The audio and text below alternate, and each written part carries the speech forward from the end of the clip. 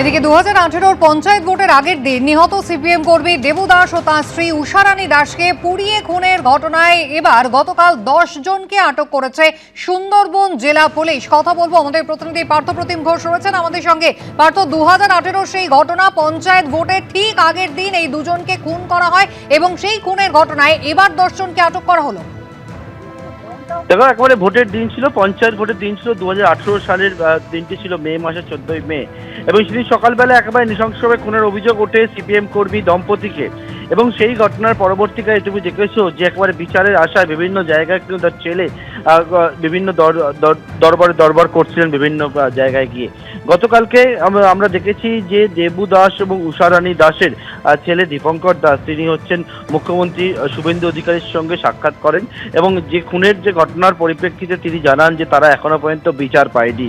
এর পরবর্তীকালে রাজ্য পুলিশের ডিজির সঙ্গে সাক্ষাৎ, এবং এই যে মামলা, এই মামলায় এর আগে যে তদন্ত হয় 2018 সালে, সেই তদন্তের পরবর্তীকালে যাদেরকে গ্রেপ্তার করা হয়েছিল তাদের মধ্যে কিন্তু একেবারে ঠিকমতো তদন্ত হয়নি বলে অভিযোগ ওঠে, এবং হাইকোর্টের তরফ থেকে একটা এসআইটিও গঠন করা হয়।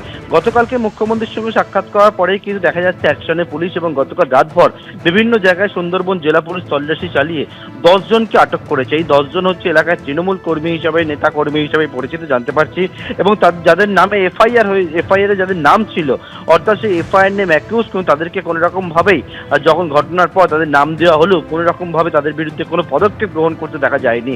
সেই 10 জনকে আটক করেছে সুন্দরবন জেলা পুলিশ, এবং গোটা বিষয়টা হাইকোর্ট নিযুক্ত যে এসআইটি, সেই এসআইটির সঙ্গেও কিন্তু গোটা বিষয়ে কথা হয়েছে সুন্দরবন জেলা পুলিশের, এবং এসআইটি পরবর্তী কি পদক্ষেপ সেটা নেবে।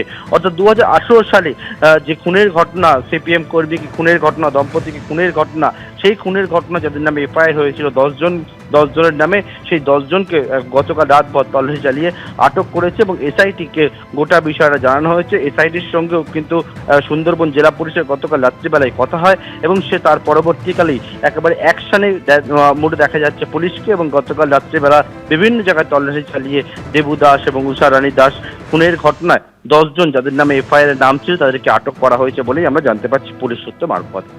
ধন্যবাদ।